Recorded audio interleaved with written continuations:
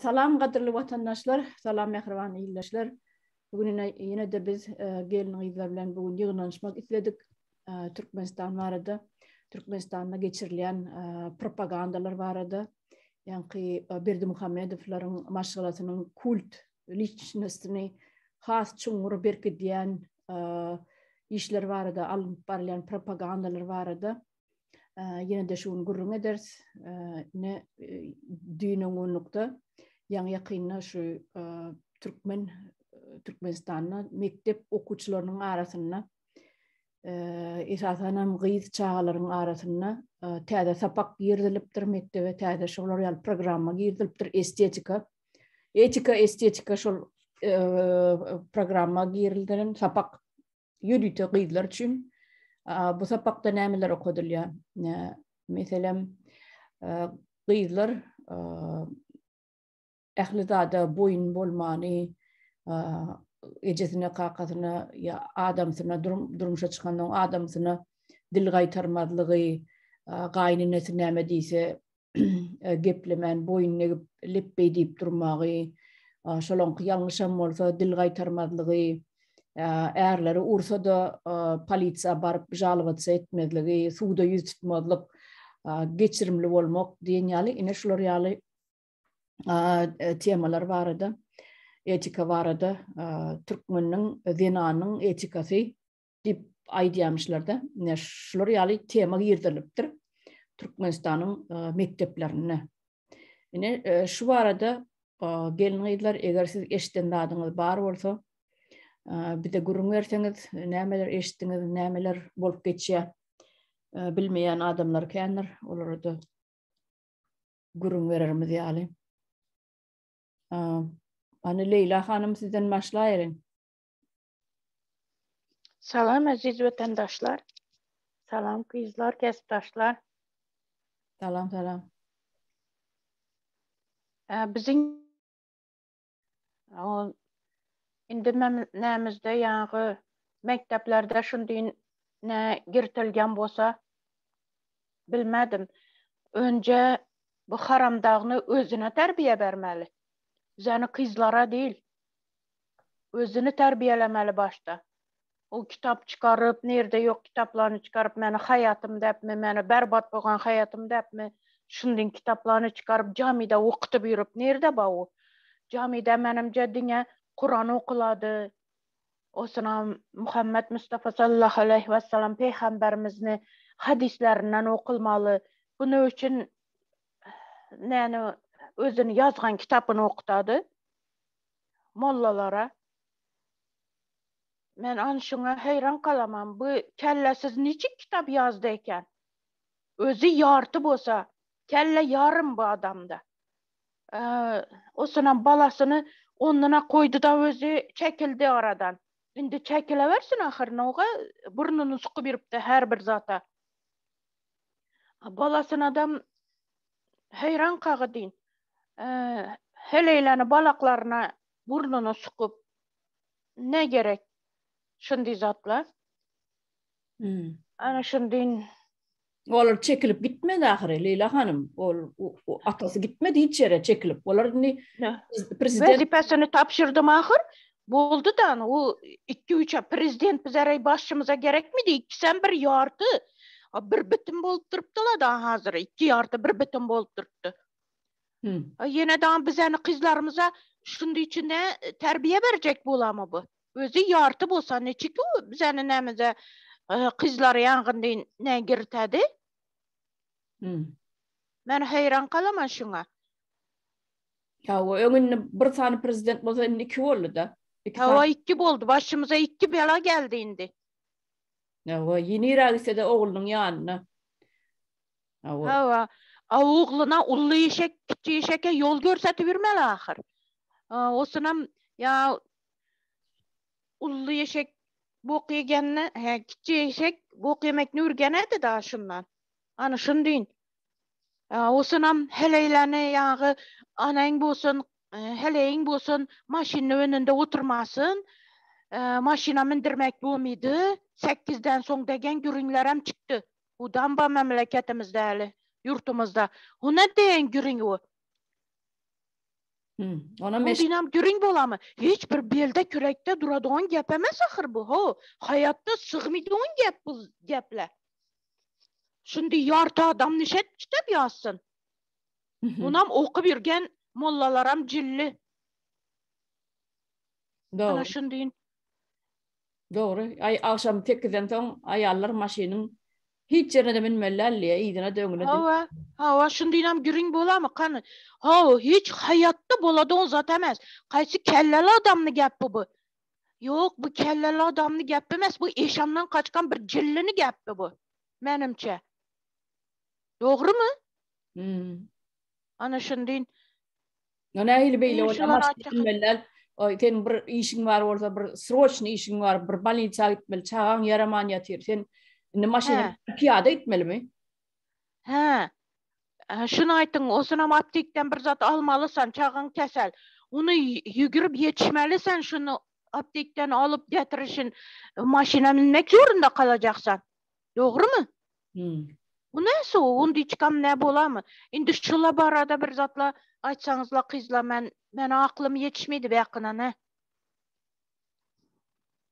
Hayran kalıp oturupman. Yaxşı şunu aytmak istedim. Yine yadım açışta üstüne koşaman. Boladı rahmet sağ olun. Bol ya. Sağ olun Leyla hanım. Ne Fatma elini alırıptır. Salam vatandaşlar. Salam bizler. Salam Fatma. Öyle çağırına siz yan bellet geçtiniz. Şu okuyuculara yani mekteplerde Akbak taraftan, etika taraftan programmalar yani açık programmalar yani tapaktan dışarı bir programa birizilen diyeniz. Şurada yani ben düşünüp bilem yok o neşeli programa yani bizim dizip başında oturaların hemmesi özü Akbak aydan mene buzuk diyesin geliyor. Ve 30 yılın içinde gördük neşeli yadaya düşenimizi, kızların, gelinlerimizin, maşkalalar nesli yadaya düştü. Maşkalalar yartıyan Türkmen halkı yarısından yarısı yurt dışında çağlar enesiz atasız ösüyer. Enesi atası olsa da onlar yetmez süpürerler. Onlara nesli olar ahlak taraftan, etika taraftan, yine neme taraftan yani yakın tümlekleri ahlak taraftan terbiyeni nedir yerler hatta kaçan da çağlar yetim olurdu. Enesi var, atası var ama yetim terbiye alıyorlar orada. Çağlar ene atasız üsyer. Çağlar ene atanın mehrinden, ene atanın söğüsünden doymadık çağlara yani başka bir adam gelip ne edip onlara ahlak taraftan sapak verebilirler. O çağlara ene gerek, ata gerek, maşkala gerek. Doğulu maşkala gerek çağlara. Haçan da çağlar doğulu maşkalada önümüzse onda çağlar, kızlarımız bizim hak yani birinci meselenin var yerinde biz maşkala bir fikir eten Türkmen halkında da hem yerdeyim biz maşkala birinci yerde durmalı. Sebebi biz maşkala bizde ene hem de yerde ene terbiye veriyor. Sebebi çağını ene içinde 9 ay götürüyor. Onu dünyaya indiren son 3 yaşına gelen bağına baş gösteriyor. Doğru mu? O çağı 3 yaşına geliyor, 7 yaşına geliyor, 12 yaşına geliyor, 2 yaşına geliyor olsa ya çağa ineden doymalı, mehrden doymalı, sevgiden doymalı. O zatlar var mı bizim Türkmenistan'ın içindeki çağlarımızda? Şu zatlar var mı? Yok. Yine bizim global meselemiz, global problemamız şu tayda. Ne için yolları yapı koydu? Ne için interneti işletmeyenler, normal mi? Biz de aşağı yurtta biz çağlarımız bilen doyup köpleşip bilmeyiz. İdarlaşıp bilmeyiz. Ne için ona hükümet yapı koydu? Ne hakkı var? Bizi çağlarımızdan uzakta saklamalar. Sonunda yani biz uzakta işletiyoruz biz yönetsen interneti sen aç. Ne için açmıyorlar interneti? Ne için işletmeyenler? Ne sebepten? Sebebini ne için düşündürmeyenler bize? Ne sebepten? Biz çıktık yurt dışına doğru. Bizim çıktık işleyeriz. Hemmemiz işletiyoruz. Ama şuradaki işleyen pulumuz yere gitti ya. Öyümüze gitti ya. Bizim öyümüzden bir de Türkmenistan'da şu Türkmenistan devletine gitti ya şu pul. Doğru mu ya yalan mı? Bizim pulumuz gitti ya. Hem kargozadımız gitti ya. Ama ne için bizi mahrum etti çağlarımızın. Sesini duydurmaya da mahrum ettiler.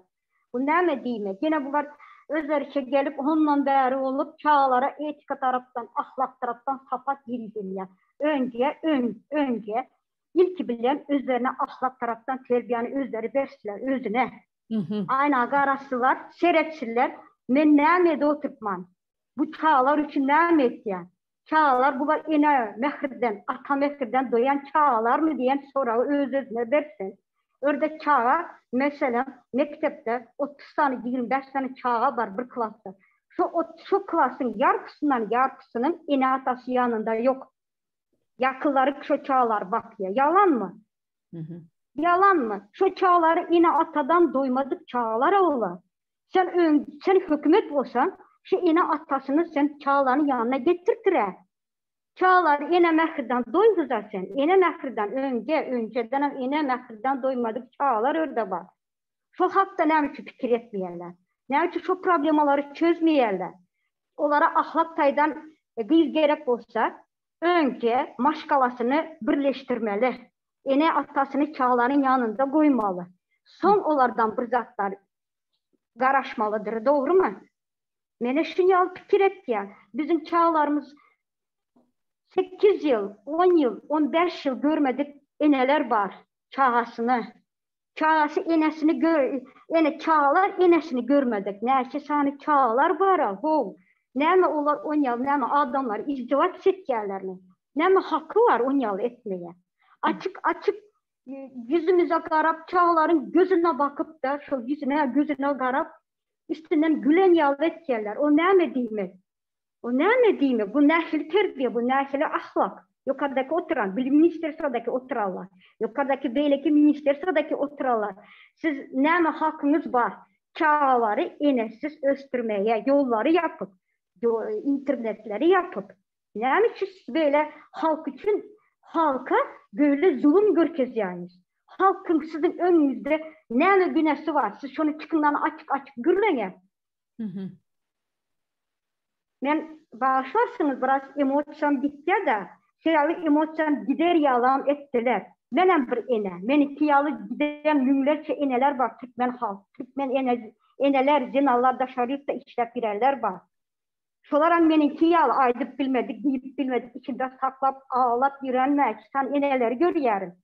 Näme üçün olar şu zaptları etýärler, olar aydıp bilen yoklar. Yeri gelende aydarlara. Ama siz yer tap bilmezsiniz. Yani adamların köp böyle üstüne gitme gerekler, böyle zulüm görkezmen. Her zadın sonu var, her zadının hasap dünyası var. O günem size de gelir. Ne benim açıklatlarım şunlar, biraz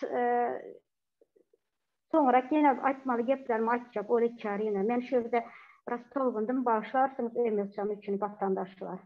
Yo, diyen yo. Yine şu yerde Tuğçe elini kaldırıptır. Tuğçe, söz sana verelim. Salam vatandaşlar, sesim geliyor mu? Öyle çağırıyorum. Katık o geliyor.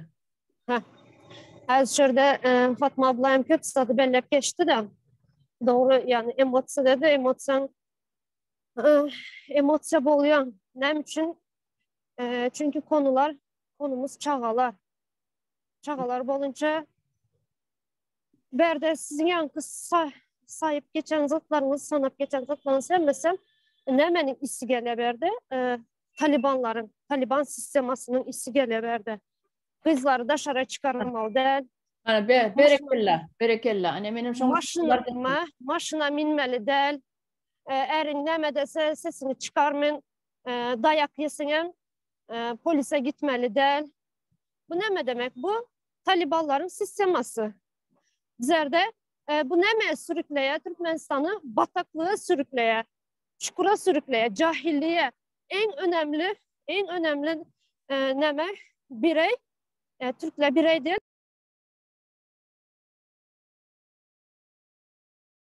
Kesildi.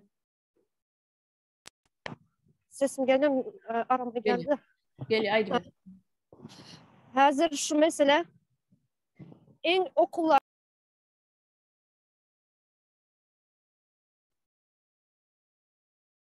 Tuğçe sesin kesildi. Sesin işlene.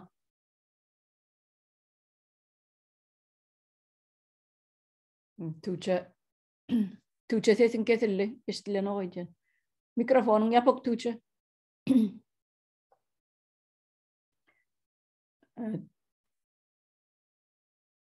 Tuğçe mikrofonun yapık. Ha, eşitiliyor mi?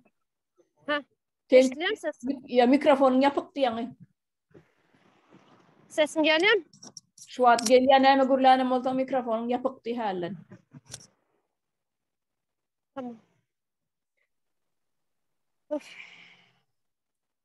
Şu okullarda bize kızlara köprağın terbiye vermeli. Ya eneb olacak kızlar eneb olmalı. Eneb olacak kızlara köprak bilim almalı. Ne için de çağlarını öğretecek hem de zaten öğretecek eneler. Doğru. Yine sen aytacak bolyan da adın şeyler düşündüm de. Yine Talibanlar bilen katnaşıp başlalı veri. Şu Türkmen gelin gıylarına kelletini birinci yapıp basım şu gelin gıylarım edil oğandan gelin gıylar yali yüzlerine çeni yapıp yüzler yapıp değerlem olsa bütün şu perenceli gider yani edecekler. Şona iltiyalar da yuvaş yuvaş şona iltiyalar yönü bir vada perence giyin deyip bilmezler. Şon çünem ilki taçlarına seyrediyorlar. Ayağındaki balaklarına seyrediyorlar, tırnaklarına seyrediyorlar, yüzü gözü kraska, makyajlı bolmonlar.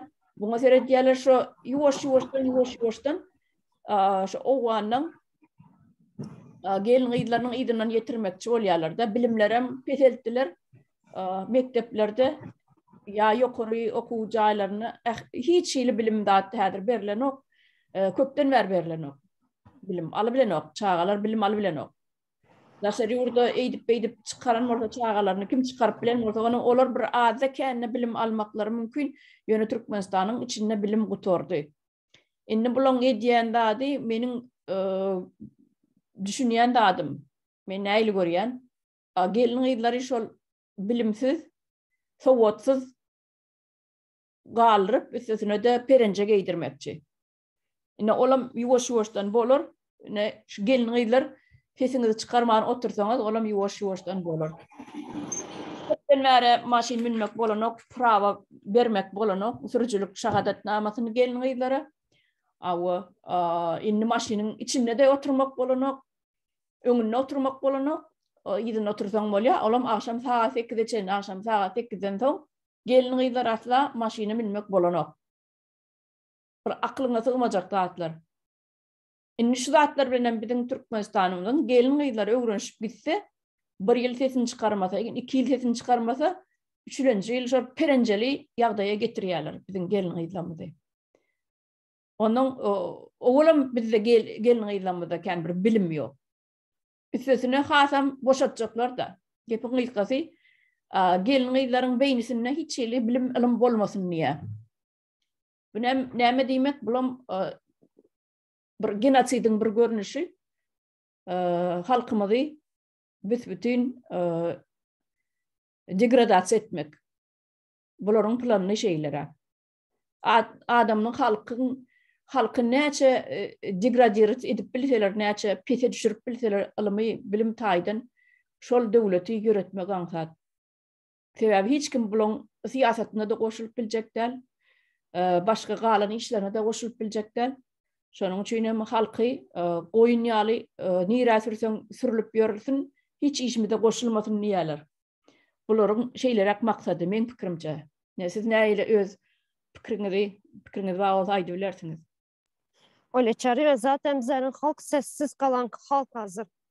Şimdi böyle ayal kızlar. Bu ayal kızlardan olan çağalar sonra neşil olacak. Cahil. Zaten cahil kaldık. Bu nasıl daha beter olacak bu Taliban'ın sistemasına girseler bundan 5 beter olacak. Ben şunu yalı düşün ya. O şunun için gelin yıllara Leyla Hanım aydı verin. Ayal kızlarını ayak astı atıp barıyatır bu. Bu eşek kimden de öğregen?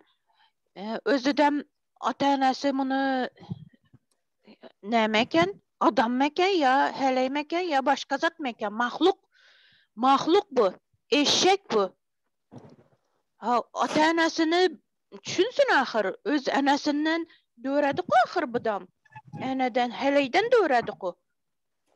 Özüdem hatınıdam heleylen nöçümünçeli yere uğradı bula. An şuna hayran kalaymalı. Heleyle ne etmese bu mıydı? Kozgalmasa bu mıydı? o. Ayal gelini Kızıllar da var ha. Neme hak hukukunu talep etsinler heleyle.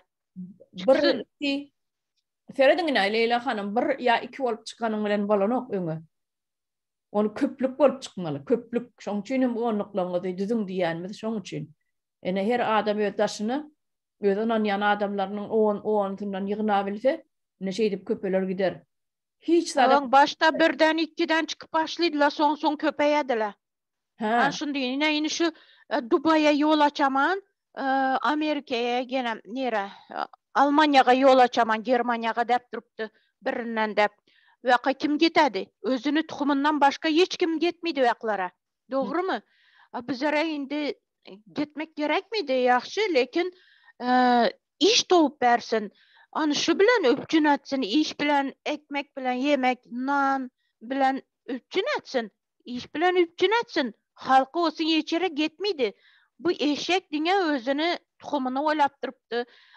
Yol açtı, hasapına girecek, Dubai'ye yol açıp, yeniden Germanya'ya yol açıp. Ana şunu açacak edim. Doğru. Ödüne behvitli o yerler açıyada. Onun için bir yol açılan dünyanın ehli yurduna yol açılmalı. Ne için bir tane iki tane yurda yol açılmalı. O da elde düzgün oluyor. Lara çennem şu yurdun başına oturanlar şu datlan ehlitine çennem elini alıptır da elinin ayetine şeydip saklaya islen zatta özünün burnunu sokup yine inberkisi mektep okuçularının birinci klasın kitabının içine birinci prezidentin surati duruyor. Sen näme iş ettin bu Türkmenistan için sen suratın durur ýaly. Sen bir Türkmen dilini oylap tapdın mı ya bir sen alim mi? Ya näme sen ya matematik mi güýçli? Sen näme için senin suratın durmaly şol mektep okuçularının kitabının içinde? Näme için? Näme için mektep okuçularının klaslaryny şunun portretler durmaly? Onam her ýyl täzelemeli. Näme sebäpli? Şol suratlaryň ählisiniň sebäbi ýaşajyk çağalaryň, ine sajykdan başlap ýaşajyk çağalaryň beýnisine şol adamyň şekli oturýaly diýerler. Şo kiçijeklikden şoňa çokunup edil Hudaýyň ýerine şonu goýup ondan soň adam mankurtlaşýar-da, ondan islan ýerine şoň suraty öňünde dursa, şoňa çokunup bilýärler. Şonu avtomatik görnüşde adamın beynisine oturtýarlar. Ne propaganda edýän dady. Bizim Türkmenistan'da. Ya bizden teröristler ana şundan karar çıkarıp durupdu. Özünden başka ne yok bularda. Hayat yok özünden başkalara. Özünü tuhumu yaşamalı diňe. O sana kayda kanunam özünü tuhumuna yürmeydi. Qaraň, ini şu saçını sakalını üzetmeli, yenen bir zat üzetmeli emas degen görüňler bizani halkımıza, gariban halklara yürüydü, bizani heleylere yürüydü. Özünü tuhumu tercindeki heleylere yürmeydi o gelillerine. Doğru mu? Kızlarına yürmeydi. Damaskisiz hiç ne etmeydi şular. Boyaksız yola çıkmıydı şular. Ya yine heleylere. Leyla hanım şutayda yine bir zat ýatlattınız amaňa. Ine Gurban Gulyň ulu gyýdy mı ýa kiçi gyýdy haýsydan bilemem iki tane gyýdy bar da şolaň birisi institutlara aýlanýamşyn häzir. Institutlara baryp gyýdylara leksiýa geçýär diýe.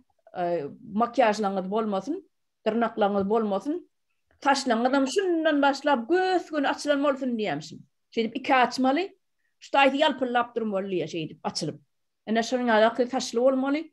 Hawa taşlaňyz körlen bolmaly, aýlanyp çykypdyr. Onuň bir gyýy student gyýy soragy beripdir. Tanan nälerdi oň kimdigini. Soragy beripdir. Näme beýle zakonmamy nimeder ýaly? Tırnaklaň bolmaly, ýa ýüzüň gözüň makyaj bolmaly, ýa zakonmamy diýip sorapdyr da. Haçan çykdyň ýa zakon ise? Sen diýipdir häzir 15 ýyllypdyr küntüçülükde bastırıp goýberen bolyn, şonu bilersiňiz, zakonyň nämedigini diýipdir. Zulüm ötkezediler. Terörist bula. Terörist.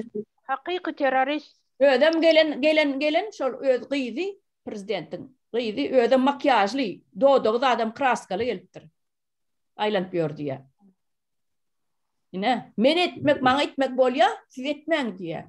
Ha, hiç kim ayta ölmeydi. Sen ne onda dudakların bu ek geldin? Senden terbiyelik mi bize demelet de okuyacağım. O yok, ana eýam şol soro beren üçin 15 ýylga basar, bu 15 ýyla basar diýipdir. Küntüçülükde 15 ýyla basaryn bolyn, ana sen şonu bilersiň diýipdir. Ha, zulüm ötkezmekni ýaxşy ürgendi bula tuhumy täcci bilen. Yani yaş kızlarımızam hayatı berbat boldu, bayanlarımızam heleylenem hayatı berbat bolup barýatyr. Bulanın näsinden, tuhumunu derdinden. Şu ýerde Türkçe bir zat diýjek bolýa, elini alyrypdyr. Türkçe aýdy ber. Ben şu yana Leyla abla bellep geçti. İş sorasınlar, nan sorasınlar da ben ona koşulmayan Leyla ablanın aydan getine. Nemçinden de bize munyalım yıl içtatlar bilen nem etmeli. Kurupnu zat. Bu sistem bütünley değişmesi gerek. Ne hazır özünüz aydıp geç oturupsuz. Gelip ağzı boyalan, gelip başka bir kızlara prikaz içede oturan. Ya, doğru mu? Bu sistem komple bütün dübünden çürük. Bu un soran bilen, nan soran bilen bu değişmedi. İş soran bilen bunu komple değiştirmemiz gerek. Olaryň var, indi bir de iş berenem gerek del. Aynen. Nan berenem gerek del, çörek berenem, yağ berenem gerek del. Nanlarım, çöreklerim özleri isinler, bir de gerek del. Gerek Bir de yok. adam vatan gerek, bir de modern devlet gerek. Aynen. Bizim öz yaşlarımızı yetiştirip, öz yaşlarımız çağalara da bilim verir, özümüzün medisinamı da möstürürüz, iktisadiyetimizi de möstürürüz, bilimi de möstürürüz, biz özümüz ederiz. 21. asırda yaşayız. Onları andilap görmeliler 21. asırda biz. Neçence asırda kalan maşına kızlar binmesin, erinin aydan etsin, dayak yesem sesini çıkar. Onun yalızat yok indi. Onun yalızat kalmadı. Yeryüzünde kalmadı o. Sadece Afganistan var. Bize Afganistan sisteması gerek yok bizlere. Doğru. Afganistan'ın özündeyim yok. O Talibanlar da var. Afganistan'ın özüyem istemeyer munyalı zulümü. O Talibanların işi. Ya, o sizden 70. 60. yılların videolarını görün. Afganistan'ın zenanlarının gençliğini, onların alan bilimlerini, onların alan aktivni işlerini, onların aktrisalarını, aydımçılarını görün şoları. Şu yurdaki oğanları. Tanımayan adam. İran'ım şeyledi. Kellelerim yalangıç, mini köynöklücü, keltecik köynöklücü, yupkolcu, taşları kesilen, makyajlı, 60. 70. yılların gidecek yan klaç sumuçkaları ellerine şeyle modern devlet bolan. Oy İran'ım, Afganistan'ım. Seredin inni şol, seredin şu öngüde urulan seredin deneştirin. Şu derecede degradasiya edilen, halk şu derece bilimsizliğe getiren, şu derece aşağı düşüren halkının üstünü propagandalar bilen şeyle basıp bu represiye edip işleptirler halkın üstünü. 30-40-50 yılın içinde şu derece aşağı düştü milletin yankı bilimsizliği. Umum aydanda ehli yağdayı ehli taraflayın aşağı düştü, katı aşağı düştü. Şimdi bularda doğru aytasın. Oylapa bizeni başımızdan dehpusun bula. Bulan tuhumu tercih bilen değiştirmeli bizlere gerek miydi? Mundin bir kanun Leyla bizi kaldırıp gepleseniz. Paramkorla. Leyla hanım geplecek vaktimiz elinizi kaldırın ben söz vereyim. Tamam özür dilerim. Okay. Yine şu derece halk aşağı düşürülenine, degradasiya edilenine şolar bilen senin gepin sözün alşan ok. Şolara bir zat düşündürecek bolsan katı kıyın düşündürüp bolýar. Düşündürben bolan ok. En prosto yönököy sözlerden tapıp bir yönököyce bir sözlem düzmeli bolýar da. Yönököy sözlem düzüp 5-10 tane sözlerine varıp bir sözlem düzüp şeydip gepleşmeli bolýar. Şolar ýaly degradasiýa düşen adam bilen. Sebäbi senin köp terminologiýany düşünen oklar. Şol sebäpli ýanky siyasata döwletiň işlerine goşulmasyn diýip edilýär zatlar. Ýurdy belli bir adamlar özleri dolandırmak üçin halkyny şo ýagdaýa düşürýärler. Ine şu zatlary biz gelňeýler, ýol bermeli däl. Bizim eneler, bizim emmemiziň çağamız var. Hiç açan bizim çağamyzyň şo derejede bilimsiz bolmagyny islemeýär. Şonuň üçin biz ayağa galmaly gelňeýler. Her ýerimiz özümiziň onlugymyzy döretmeli. Özümiziň azatlygymyz üçin göreşmeli. Onuň üçin biz köçä çykyp çörek dilemez. Çöregi goý öz tohum ýysin. Biz öz çöregimizi özümiz gazanarys. Biz ähli tarapdan özümiziň ähli uğurdan galdyrarys Türkmenistany. Islenik uğurdan. Ne tuweleme ýaşlamady, ýetişen ýaşlamady gatyken, mene gaty hormat goýan bilimli, ilmli ýaşlarymyz kän ekeni. Günüňem köpelýär sanymyz. Günüňem köpelýär. Ana Berdi Muhammedowam bulaňan tohumynyň gitjek ýeri ýok. Etleseler, islemeselerim ýurdy ýanky kursusyny bermeli or. Onuň kursusam gerekler bize. Biz parlament döwlet gurmakçy. Kursusyny hem alyp gitsinler ýany bilen. Şu ýerde Fatma hanymam el galyrypdyr. Fatma da söz bereliň. Ole çarýana siz dogry belläp geçdiňiz. Bize yol bersiler. Biz yine halk bolup şu Türkmenistan'ı özümüz hemiz adına her kim öz işi bilen bolsa, her kim öz işini edip bilse, her kimin özünün kinarı var, özünün işi var. Her bir insan öz işi bilen işlese, devlet özünden özü götürüp gitti. Onların bize bere çöreğem gerek değil, işem gerek değil. Onlar birinciden berem bilmeye, onların elinde yok hiç sat. Onların elinde hiç sat yok. Ne kinarı var düzük, doğru düzgün. Ne bir doğrudur, düzgün edip bilen işi var. Onlar ne mi iş etti? Halkı içinden mi iş etti? Hiç sat eden yok. İşi halk etti yer. Oturan adamlar etmiyor, yukarıdaki oturan adamlar. Onlar dünya adamları zulüm vermeye biliyor bizim oturan yukarıdakiler. Bizim için yolumuzu açsalar, yolu ne sebepten yapıp koydular. Bize yolumuzu açsın, biz baralı, biz öz problemimizi özümüz çözeceğiz örde. Her kim bir işi tutsa, Türkmenistan'ı güllep ösüp gittiler ol. Adamların işi bilen, adamların hüneri bilen, adamların meyneti, zahmeti bilen. Şöyle daşarıp da ne ki sana Türkmenler iş işlettiren, kızlar, gelinler, ayallar, erkekler, hemmesi bir işin eyesi olup işlettiler. Nehli iş bolsa ya. Şu işi Türkmenistan'da içinde işlese, Türkmenistan güllep ösüp gittiler ol. Bize yol versinler, bize yolumuzu yapmasınlar. Çağlarımızın geleceği için, neslimizin geleceği için biz görüşmeli bolsan görüşeriz, gidişmeli bolsan gidişeriz ama şu Türkmenistan'ı biz kazanarız. O Türkmenistan bizimki ol, halkınki, halkın toprakları, halkın vatanı, hemmemizinki. Bütün Türkmenlerin yurdu ol. Onların hakkı yok. O Türkmenistan'ın topraklarını satın alan yok. En atasından kalan miras değil ol. O bütün Türkmen halkınki ol. Onun için yolu açtılar. Yolu ne sebepten yapıp koydular. Yolu açtım, biz baralı, biz problemini özümüz çözeceğiz. Doğru bellediniz. Ben size koşulayan, boldayan. Böyle sağ ol Fatmaştaydı. Tuğçe hanım elini kaldırıptır. Öyle çarebe gelecekte Türkmenistan'ın sadece enelere, en köprağım kızlara gelecek ene bolacaklara köp önem vermeli. Okullarda bu programlar, nemeler, kurslar köprek açmalı. Programlar, televizyon, medyalarda şunyalı eneler, bolacak eneler için köprek gepleşikler geçirmeli. Nemçinden de devletin, yurtun geleceği enelerin elinde. Doğru. Çağaları terbiye berenem, çağalara akıl berenem, hemme taraplayın ene.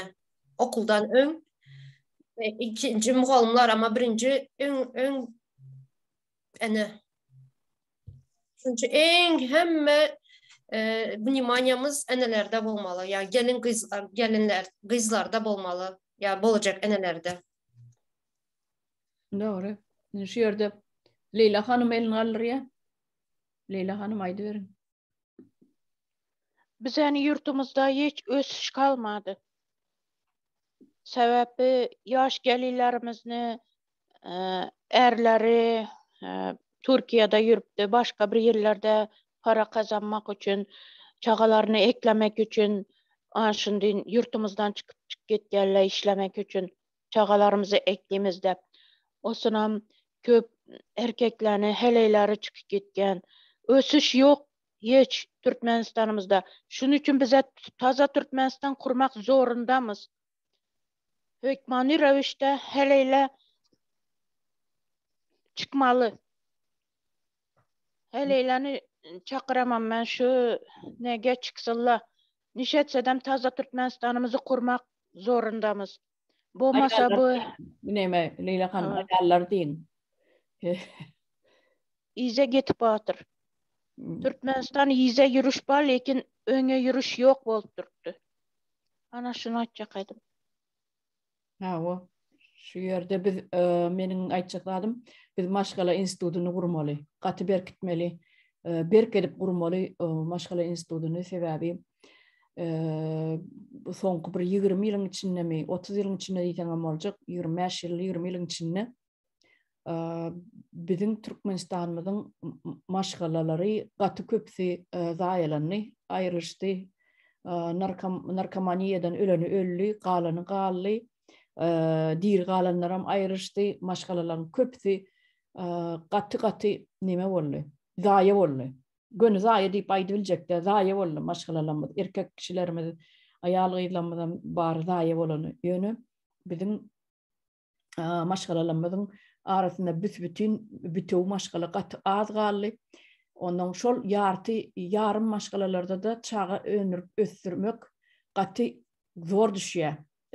Kime bolanda aýaly galany bolsa ya erkek kişi galany bolsa maşgalada şolaň bir özüni çağalaryny ösdürmek, yetişdirmek, terbiýelemek gaty agyr düşýär. Şonuň üçin meniň teklifim maşgala institutuny kurmaly, gaty berkedip kurmaly ödem. Ne şoň üstüne de biz işlemeli. Esasen biz gelin gyzlar köp işlemeli. Niştaýda wagtymyzdan bir çene bolup bar ya, aýtjak ojak zadyňyz bar bolsa ýene bir 5 minut wagt berip biljek, ýok bolsa da şu ýerde tamamlalyň. Näil pikir edýäňiz? Bir zat aýdyp geçin. Aýdyr. Häzirki naşy eneler Niyazowyň döwründekiler häzir şu çağa nime başlayanlar da Niyazowyň yazan kitaplary bilen ulalan ruhnamasy bilen. Häzir indi bu häzirki prezidentiň hem çykar oturan kitaplary näme bir soňky çykaran kitapy bar. Adı näme onun ýadymdan çykardy. Çeşme paýhasy-my? Çeşme paýhasy, häzirki şu kitaplary bilen ulaly oturan gyzlar indi gelecekde nähil ene bolýar. Siz bir şunu oýlanyp görün.